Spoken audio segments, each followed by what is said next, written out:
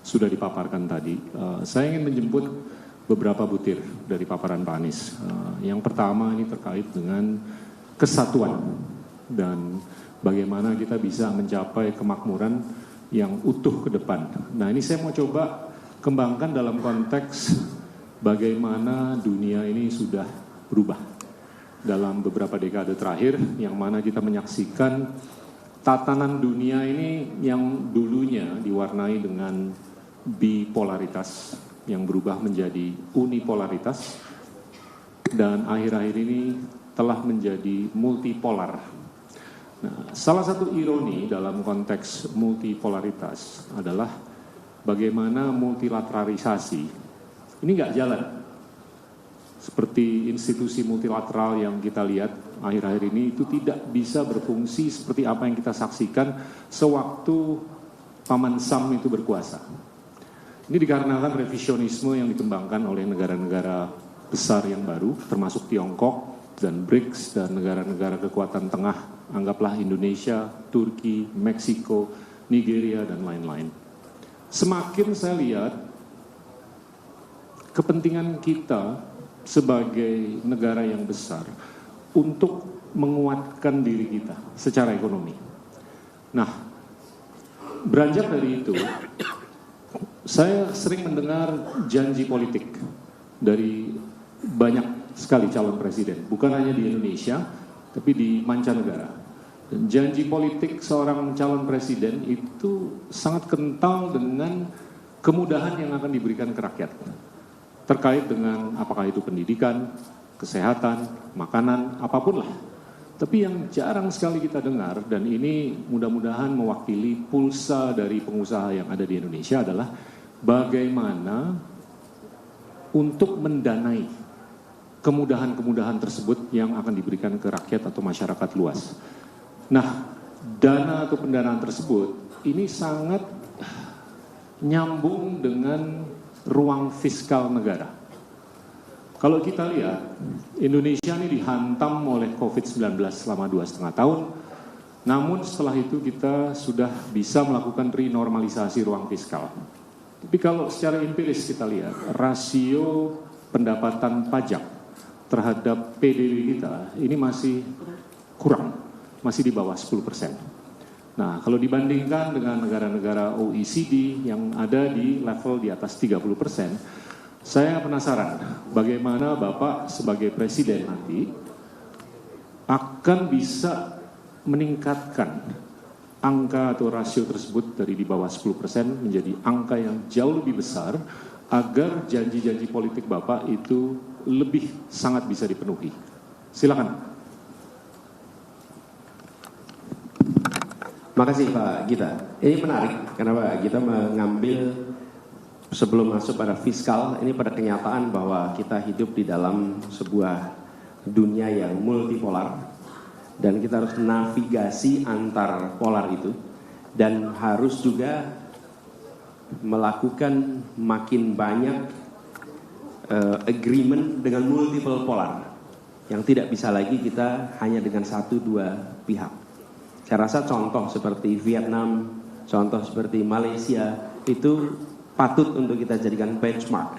Sehingga kerjasama global itu punya dampak domestik yang makin besar. Itu satu aja catatan karena kita berada di dalam satu setting yang multipolar seperti sekarang ini. Tapi juga yang tidak kalah penting Pak Gita dari itu, merumuskan secara jelas our national interest with the world. Karena tanpa kita merumuskan our national interest with the world, we will be entertaining their interest and forgetting our own interest. Dan itu yang kemudian harus kita pegang. Lalu ke pertanyaan tadi soal fiskal. Ruang fiskal kita ini memang terbatas. Dan Pak Gita tadi sampaikan tax ratio kita di bawah 10%. Ini harus kita tingkatkan. Saya melihat ada beberapa hal yang perlu kita kerjakan. Satu adalah harmonisasi peran pemerintah dan swasta. Ini harus kolaboratif. Jadi tidak semua bertumpu pada APBN. Sebagian dari pembangunan kita ini bisa dikerjakan oleh swasta. Ruang itu harus dibuka. Dan kami memang berpandangan bahwa nanti saya bisa bahas lebih jauh. BUMN tidak boleh justru menjadi yang mematikan swasta. Karena BUMN justru harus memberi ruang kepada swasta. Dan ini juga apa ya, kalau saya baca-baca, para pendiri publik ini tuh tidak mendirikan BUMN untuk meningkatkan pendapatan pemerintah. Jadi karena itu crowd outing market itu. Jadi BUMN ini kan di negara. Kalau boleh saya sampaikan, filosofi ini kami terapkan di Jakarta Pak kita. Jadi bukan ini akan, no, this is not akan. Di sini ada mantan dirut Jakpro di situ. Itu diapal betul filosofi ini. Saya ulang-ulang setiap pertemuan BUMN. Pak Dwi Daryoto ini. Ini Pak Dwi Daryoto. Saya selalu menyampaikan begini. Pemerintah ini punya dua tangan. Satu namanya birokrasi, satu namanya korporasi. Okay? Tapi dua-duanya memiliki fungsi pembangunan. Untuk urusan-urusan yang memerlukan kelenturan, keleluasaan, kemudahan secara legal melakukan partnership dan lain-lain, gunakan jalan korporasi. Yang memerlukan bentuknya lebih pada regulatori, menggunakan unsur birokrasi. Tapi dua-duanya adalah untuk development goal. Ini tidak diciptakan untuk meningkatkan pendapatan pemerintah atau pemerintah bermain di pasar. Dan ini konflik of interest. Satu sisi tangan kanan jadi regulator, tangan kiri jadi market player. Of course it'll benefit itself itu. Jadi kita ini melalui, nah itu harus diluruskan. Justru dengan begitu, maka BUMN akan konsentrasi kepada hal yang sifatnya development. Nah, ruang untuk swasta terlibat menjadi besar dalam pembangunan kita. Itu hal pertama. Kemudian yang kedua adalah perbaikan di dalam sistem penerimaan kita. Ini serius sekali harus kita lakukan. Satu, pada aspek yang paling mudah itu kita berbicara tentang manajemennya. Kami melihat perlu ada badan penerimaan negara, yang itu beda dengan treasurer. Tapi ini badan penerimaan negara. Yang kedua, membereskan praktek bad governance di aspek revenue. Korupsi di aspek revenue itu overlook. Tapi korupsi di aspek spending itu heavily dimonitor.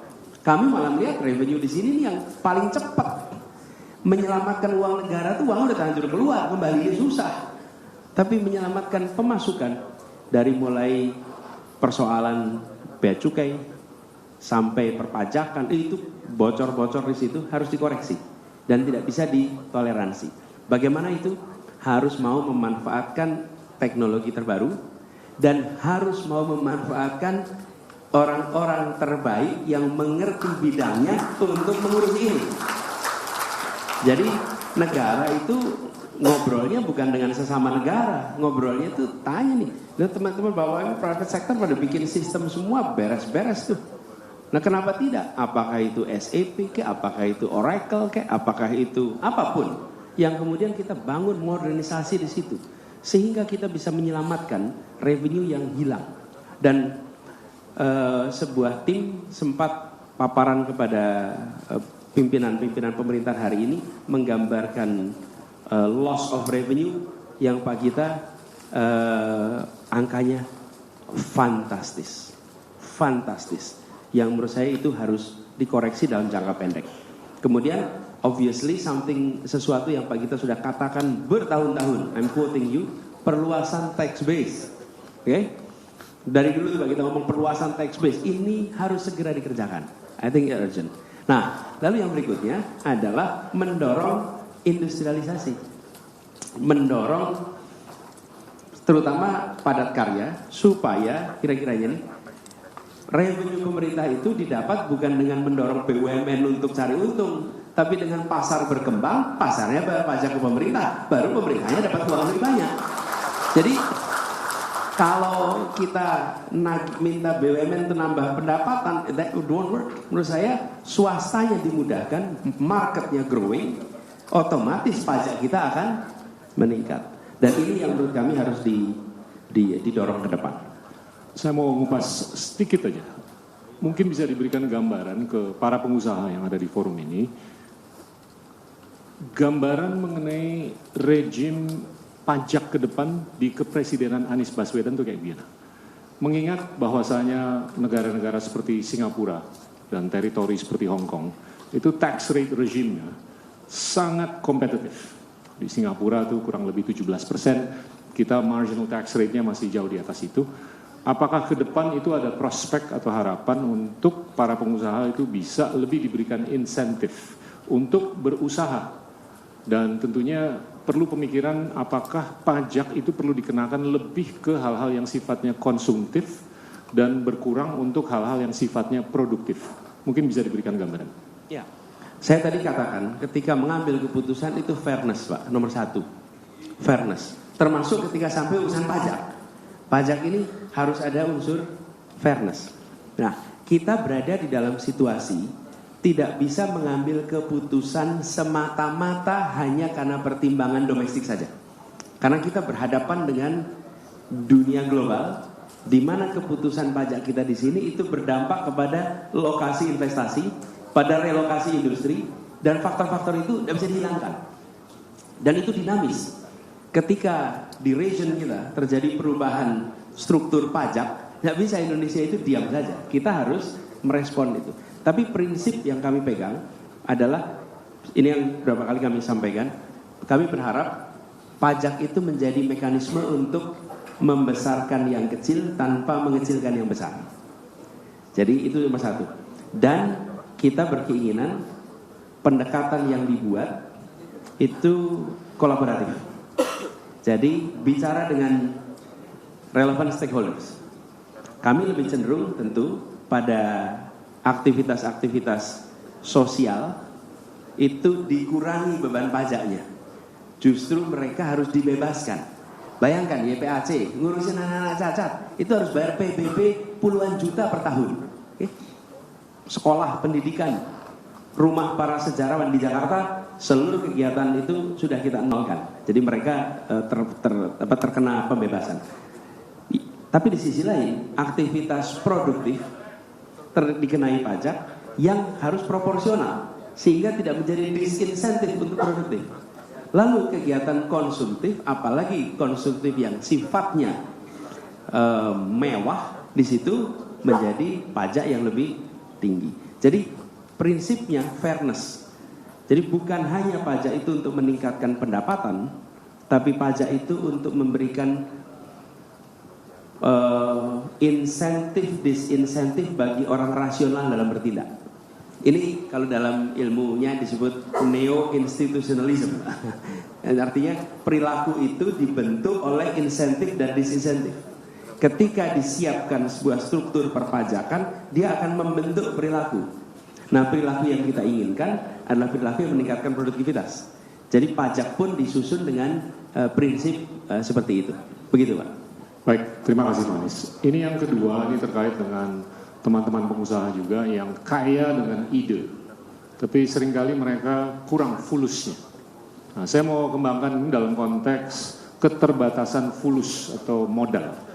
Kalau kita lihat rasio perbankan terhadap PDB kita, rasio pasar modal terhadap PDB kita, rasio uang beredar terhadap PDB kita, itu masing-masing di bawah 50%. Sedangkan negara-negara maju, anggaplah Singapura, itu jauh di atas 100%. Nah, saya melihat ini ada keniscayaan untuk mencari modal, mau nggak mau, dari luar. Ini yang seringkali disebut penanaman modal asing. Nah, kalau kita lihat penanaman modal asing di negara-negara besar di Asia Tenggara, itu masih minim sekali. Ukuran per orang per tahunnya untuk negara-negara seperti Indonesia, Filipina, Malaysia, Thailand, dan Vietnam itu berkisar antara 100 sampai 400 dolar per orang per tahun. Sedangkan Singapura itu 19.000 dolar. Nah, itu kalau menurut saya berkorelasi dengan tingkat kepercayaan orang terhadap sistem yang ada di Singapura. Nah, saya penasaran pandangan Bapak nanti kalau diberikan kesempatan untuk menjadi presiden. Bagaimana kita bisa meningkatkan FDI atau penanaman modal asing ke angka yang semestinya itu jauh lebih besar daripada yang sekarang. Per tahunnya ini kurang lebih 28 sampai 30 miliar, itu kurang lebih 100 dolar per orang per tahun.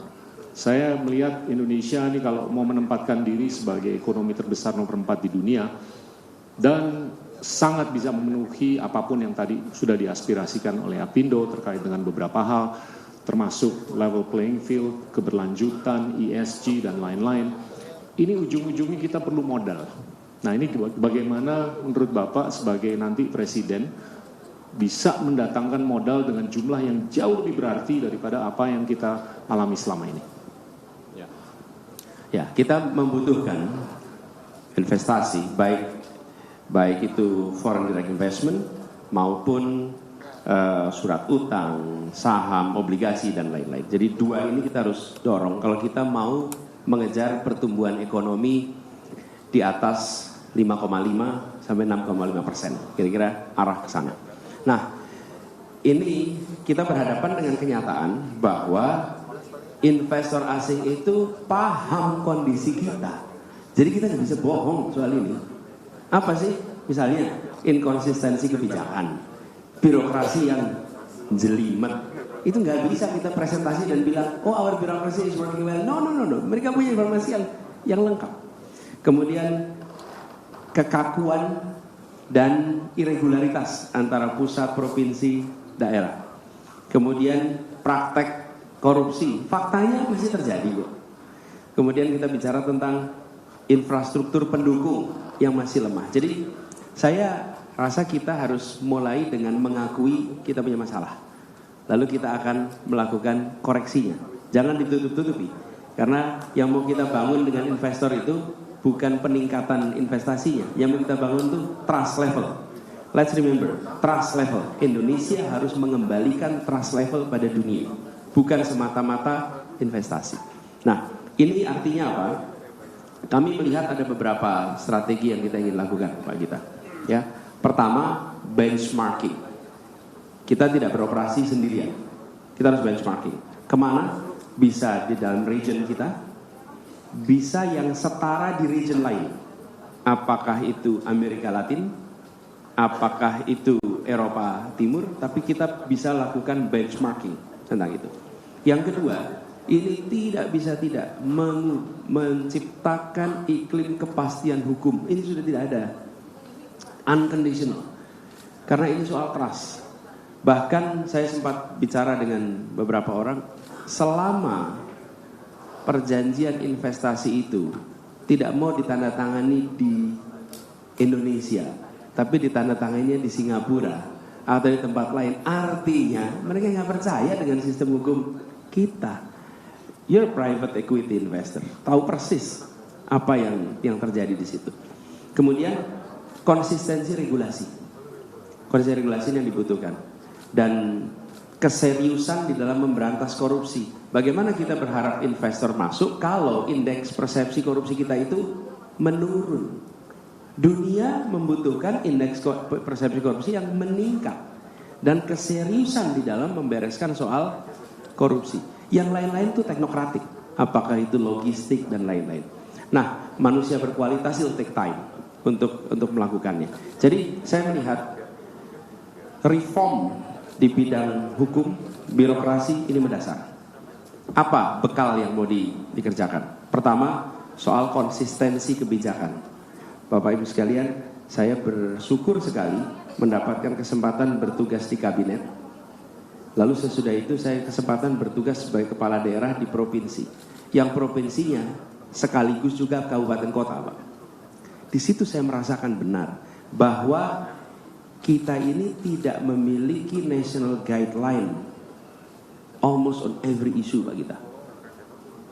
Almost on every issue. Kita bicara perizinan. Bagaimana provinsi itu bergerak sendirian. Kalau Bapak Ibu menemukan provinsi melakukan reformasi perizinan menjadi cepat dan lain, itu bukan karena national direction, tapi karena gubernurnya mau melakukan reformasi. Kalau ada wilayah yang mau mengurusi ibu hamil, kesehatan ibu hamil, maka itu adalah wali kotanya, bupatinya peduli pada ibu hamil, bukan karena ada national direction. Nah, saya melihat di dalam urusan kepastian itu tidak bisa kita hanya buat komitmen di level pusat, tapi harus diturunkan sampai ke daerah dan ada national guideline-nya. Lalu mengenai konsistensi aturan di kita di level nasional, memang harus kita berencana membuat semacam clearing house atas aturan-aturan yang inkonsisten. Dengan siapa membuat clearing house-nya? Jangan dikerjakan sendirian. Undang pelaku usaha menunjukkan di mana inkonsistensi itu terjadi. Karena yang paling tahu inkonsistensi itu pelaku. Mereka yang merasakan. Jadi kalau tidak ada pelaku akan sulit itu. Dan kadang-kadang chicken and egg problem yang dirasakan oleh pelaku di lapangan. Kira-kira itu Pak Gita. Jadi kami melihat bereskan soal kepastian hukum, lakukan reformasi birokrasi dengan serius, kemudian kirimkan pesan serius soal penanganan korupsi. Yang berikutnya itu perlu waktu untuk ditangani, tapi bila dikerjakan akan beres. Misalnya SDM, logistik, itu nggak bisa cepat. Tapi kalau yang 3 tadi itu bisa dikerjakan relatively cepat.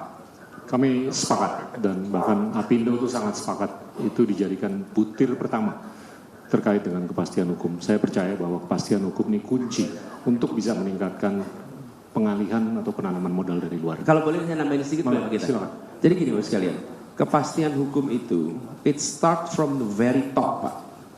Gak bisa start dari tengah Pak. Gak bisa. Karena kalau dari the very top itu ada komitmen untuk memberikan kepastian hukum, memberikan predictability, maka menular itu ke bawah. Tapi kalau dari puncak tidak ada pesan soal kepastian hukum itu, sulit sekali di tengah itu menjalankannya. Jadi menurut saya ini yang harus kita kerjakan. Paham, terima kasih. Saya akan bertanya satu lagi sebelum saya buka ke floor. Ini udah banyak yang ngantri mau nanya. Tadi Pak Anies beberapa kali menggunakan kata produktivitas.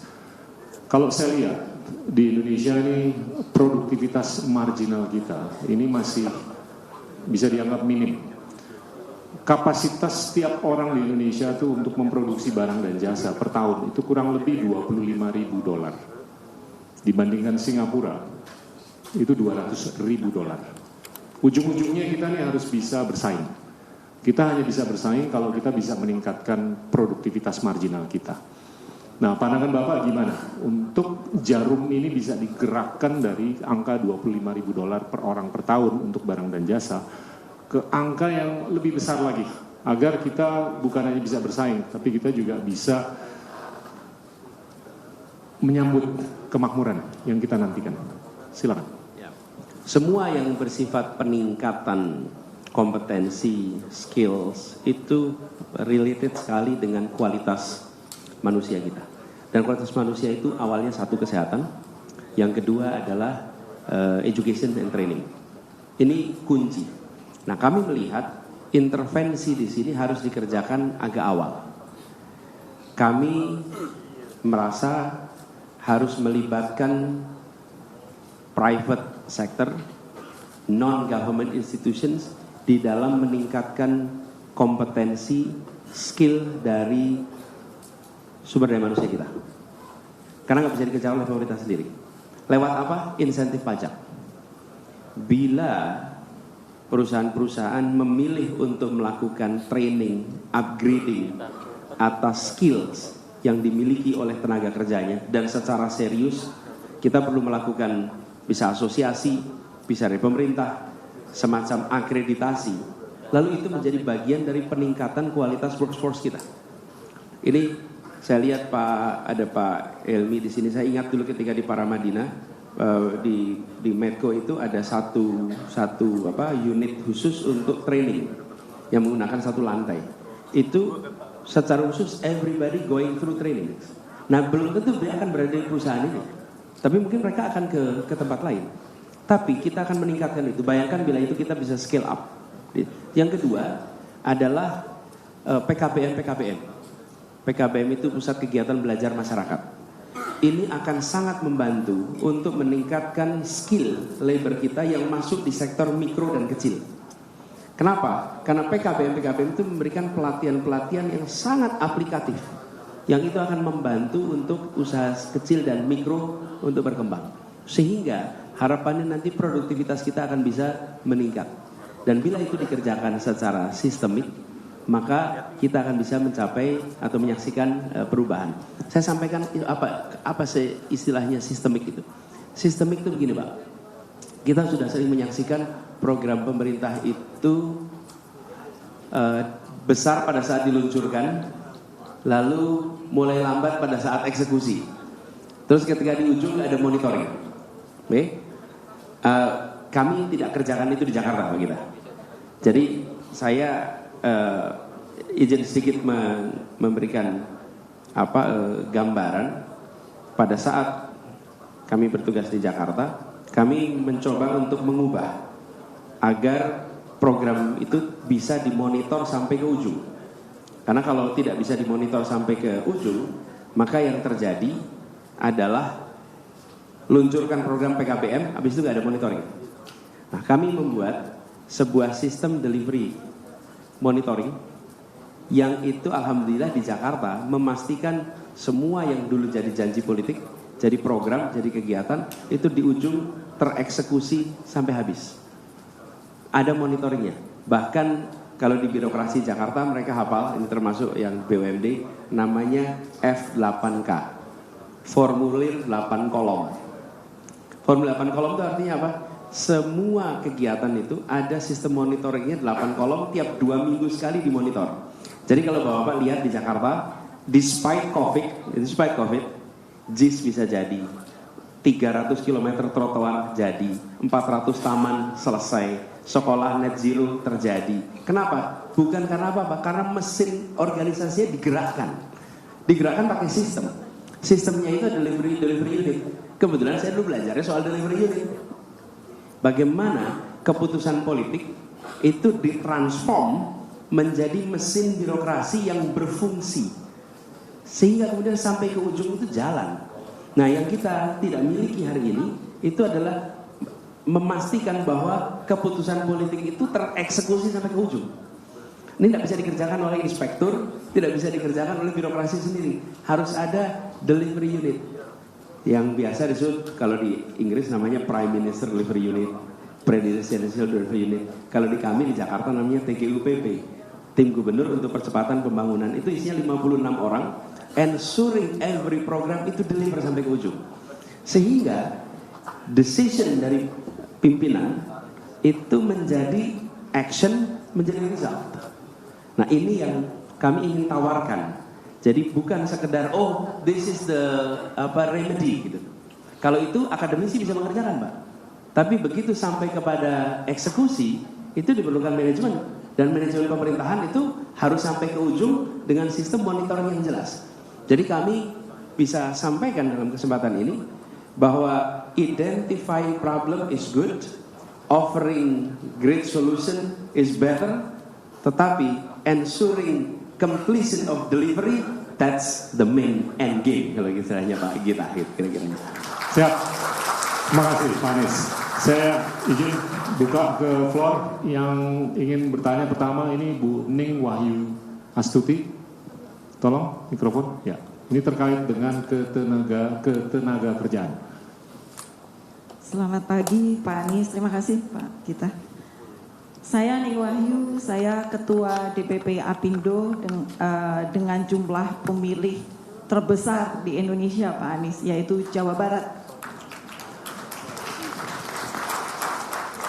Topik yang akan saya tanyakan terkait dengan ketenaga kerjaan, khususnya di pengupahan, di mana kebijakan pengupahan berkaitan erat dengan demonstrasi buruh. Yang selalu berulang ya, ini setiap tahun. Dan bahkan kita juga tahu bahwa kesepakatan kenaikan upah ini bahkan yang sudah disetujui di Dewan Pengupahan kemudian itu diabaikan sehingga menimbulkan ketidakpastian dan juga inefisiensi. Serta tidak jarang pula bahkan terjadi kerusakan sarana dan prasarana umum yang kemudian memberikan implikasi besar terhadap persepsi para investor tentang iklim berusaha di Indonesia yang dianggap kurang kondusif. Bahkan lebih jauh menyebabkan beban usaha berlebih bagi investasi atau investor yang sudah ada di Indonesia. Saya ingin tahu bagaimana Bapak menyikapi hal tersebut. Terima kasih. Ya, ini satu persoalan klasik yang muncul tahunan, menimbulkan ketidakpastian di tiga pihak, ya di pengusaha, ya di buruh, ya di pemerintah. Di pemerintah juga gitu, menjelang Oktober itu menjelang pusing tuh, sama aja. Karena itu kemudian mulai itu, tarik menarik setiap tahun begitu. Saya sempat mikir, kenapa sih kita tidak membuat sesuatu yang lebih predictable, yang membuat antar tahun itu kita tidak usah tarik-menarik seperti ini terus-menerus. Dan kalau sudah begitu, nanti ujungnya zero sum gitu. Bukan sekedar mencari kompromi. Nah, saya melihat kita perlu mengubah ini. Kita perlu duduk bersama, menyepakati formula bersama untuk periode multi-years. Sehingga kita tidak perlu setiap tahun kita punya ketegangan. Tentu ini tidak sederhana. Tapi menurut kami, bila ini disusun dengan fairness nih, kita akan bisa kerjakan. Harus ngobrol bareng-bareng. Dan kami di Jakarta pernah dituntut sama Apindo nih soal UMP. Ya, itu sama Apindo nih soal UMP. Tapi ini yang mau saya sampaikan juga. Ini mau ada di sini, saya ceritakan gitu. Saya cerita. Jadi Pak Gita, saya ingin tunjukkan sebentar nih. Boleh dipasang ya slide-nya, supaya saya bisa tunjukkan.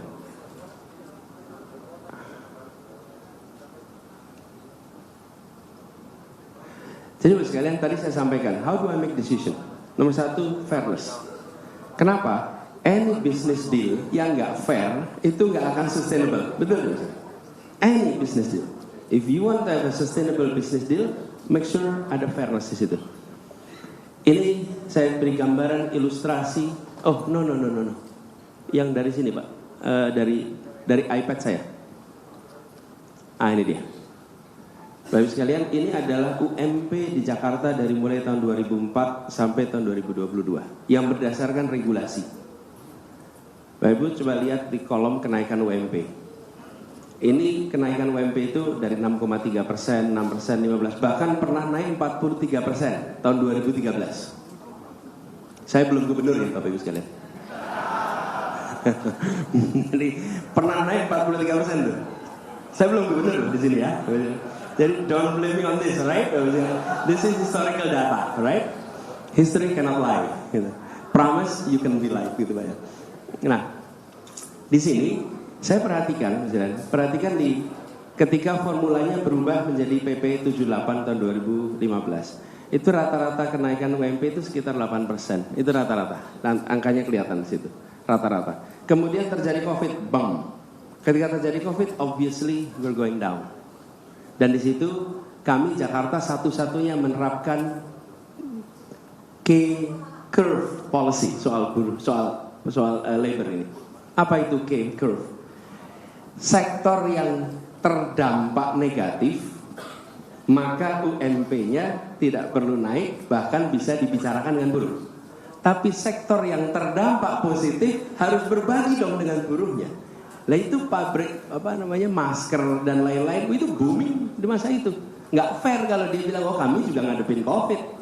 Karena itu Jakarta satu-satunya menerapkan K-curve. Fairness ini. This is principle. Mungkin tidak sesuai regulasi, tapi dalam prinsip dan keputusan regulasi itu nomor 4 kok. Nomor 1 fairness, nomor 2 public interest, nomor 3 common sense, data. Nah itu pada saat itu kita UMP disepakati 3,3% kenaikannya 2021. 2022 the economy is growing. Regulasinya berubah. Dalam regulasi yang baru UMP di Jakarta naiknya 0,8%. How can you explain this to common sense, bukan to labor? Gimana kita menjelaskannya pada akal sehat? Bahwa di saat ekonomi kita sudah lebih baik dibandingkan tahun 2021, di tahun 2022 regulasinya berubah, UMP-nya naiknya menjadi 0,8%. Padahal inflasinya saja 1,1%. Pertumbuhannya saja sekitar 4% di Jakarta. Inilah sebabnya kenapa saya katakan this is not fair. Regulasinya yang gak fair. Dan kalau Bapak Ibu jadi pengusaha memberikan upah pada labor dengan situasi begini, ya ini namanya creating instability. Kenapa? Karena unfairness. Bayangkan tahun sebelumnya aja ketika COVID berat, naik 3%. Sudah kondisi lebih baik, malah naiknya 0,8%. Di situ saya sebagai pemimpin di Jakarta, saya bilang sama Ibu Menteri, Bu Menteri, kalau memang harus 0,8, yang tanda tangan keputusan Ibu saja. Jangan saya. Karena kalau saya harus ambil keputusan, saya akan mengambil keputusan berdasarkan 4 prinsip tadi. Fairness, public interest. Fairness nih, prinsip common sense. Yang kedua, public interest. Begitu ini dikerjakan, ini namanya recipe for massive demonstration. This is an invitation, open call. Yang ketiga adalah data, common sense. Nah, apa yang kemudian terjadi? Ini yang kami kerjakan. Lalu kita menggunakan dasar Jakarta sebagai daerah khusus ibu kota yang punya kewenangan mengelola bidang perekonomian, itu kami jadikan sebagai dasar hukum. Bukan melawan pemerintah, dasar hukumnya berbeda. Dasar hukumnya adalah keusuhan ibu kota, lalu kita menerapkan keputusan yang menaikkan menjadi 5,1% menggunakan rumus yang digunakan sebelumnya. Yang digunakan tahun sebelumnya menjadi 5,1, tidak 8% juga, tapi juga bukan 0,8. Di situ saya sampaikan kami membutuhkan your wisdom juga. Secara regulatori kami dianggap salah karena berbeda dengan aturan. Tapi kami lihat aturannya nggak adil ini. Di situ Pak Gita yang saya hadapi. Nah, kami berharap ke depan kita nggak terlibat yang begini terus nih. Setiap bulan Oktober selalu tarik-narik, dan uniknya kalau di Jakarta itu pelantikan gubernur itu tanggal 17 Oktober. Jadi begitu dilantik dia langsung berurusan dengan UMP. Iya, lah kan keputusannya 31 Oktober. Jadi saya ingat persis ini. Nah, menurut saya harus diubah. Menurut kami begini, tadi kami sampaikan, kita memerlukan perekonomian yang growing. Di sisi lain, industrial relation yang sehat. Dan sehat itu adalah dengan cara pandang mengatur fairness. Kalau ini saya tunjukkan nih, kita nggak kembalikan ke 8%, tapi ke 5,1 untuk fairness. Lalu kita berharap ada kepastian multi years, yang itu bisa direview, yang barangkali kita bisa gunakan benchmark negara-negara lain. Bagaimana di negara-negara lain itu rumusan disusun sehingga menimbulkan predictability. Kalau tidak, dunia usaha juga sulit membuat perencanaan apabila tidak ada predictability. Begitu kira-kira. Jelas Pak Anies. Terima kasih. Pertanyaan kedua ini Tigor Siahaan. Ini terkait dengan UMKM. Monggo, silakan Pak Tigor. Mikrofon. Terima kasih Pak Gita. Selamat pagi Pak Anies. Saya Tigor Siahaan dari Ketua Pindo Bidang Perbankan, Jasa Keuangan dan Perpajakan. Pertanyaan memang UMKM tapi juga penciptaan lapangan kerja yang kita tahu 97% dari pekerja di Indonesia itu di UMKM. Saya baca visi dan misinya Pak Anies dan tim secara detail, memang sangat komprehensif ya, 148 halaman. Dan salah satu di situ ditulis bahwa pengangguran di Indonesia itu 8 juta jiwa. Tapi kalau dihitung dengan rumus yang kita hitung itu pernah bekerja 1 minggu terakhir dibayar ataupun tidak. Jadi memang banyak yang nggak tahu tuh. Saya memang lihat di deskripsinya memang dicantumkan dibayar ataupun tidak, walaupun dia bekerja 1 jam minggu yang lalu, itu dianggap bukan pengangguran. Kalau dihitung, ini seperti dideskripsikan di visi dan misinya Pak Anies juga, kalau dihitung 35 jam kerja dan dibayar, pengangguran di Indonesia itu bisa 50 juta sebenarnya. 50 juta yang sekarang Pak. Nah, pertanyaan saya, karena kebanyakan juga di UMKM dan juga kita pengusaha sangat tertarik bagaimana sebenarnya kelangsungan Indonesia ini ke depannya yang disokong oleh orang yang bekerja, yang memberikan konsumsi dan sebagainya. Pak Anies itu di benaknya bagaimana sih 50 juta orang ini, bagaimana memberikan kerja kepada mereka? Dan apakah kerjaannya itu ada di Indonesia ini? Mungkin itu dari kami. Makasih Pak Anies. Pak Tigor, terima kasih. Jadi usaha mikro kecil ini menghadapi arena pertandingan yang nggak equal. Dan menurut saya kita yang dikerjakan oleh pemerintah adalah bagaimana menciptakan equal level playing field kira-kira untuk mereka. Satu, apakah mereka mendapatkan akses atas pasar yang baik? Kalau belum, maka negara membantu menciptakan. Saya beri contoh guys sekalian. Ini kami kerjakan di Jakarta. Yang kita lakukan adalah membuat katalog lokal. Sehingga pengadaan barang dan jasa di Jakarta itu bisa diikuti oleh pelaku ekonomi mikro kecil. Caranya, mereka di training, lalu mereka mendapatkan izin usaha, punya NPWP, lalu mereka bisa menjadi supplier kita. Sebelumnya mereka bekerja, misalnya makanan nih, mereka bekerja, lalu mereka mengirim kepada bakery terkenal, nanti bakery terkenalnya yang submit kepada kita. Ini Bapak Ibu di sini biasanya ada nama bakery terkenal, tapi bakery terkenal dapat dari mana? Dari UMKM. Kenapa? Yang marginnya paling gede siapa kira-kira? Ya bakery-nya itu. Nah sekarang diubah. Mereka punya NPWP, punya izin usaha langsung ke kita. Kitanya buat katalog lokal. Mendadak mereka ketemu pasar baru yang gede sekali. Lalu kami menerima makanan-makanan itu langsung dari produsen. That's one. Government is able to create market. Dan pemerintah harus menciptakan market itu untuk ekonomi, pelaku ekonomi kecil, mikro. Kalau tidak ada keberpihakan itu, kalah mereka. Kalah. Nah itu satu. Dan kami di Jakarta melakukan itu, apa yang terjadi? Masif sekali. Contoh, usaha mikro kecil lewat program Jakpreneur namanya, itu meningkat drastis dari sekitar 50-an ribu menjadi 280 ribu pelaku within 2 years. Kenapa? Karena kita memberikan kemudahan memberikan IUMK, izin usaha mikro kecil, dan NPWP. Bahkan ini bagi kita, itu satu ya. Yang kedua, pasar non pemerintah. Pasar non pemerintah ini siapa sih?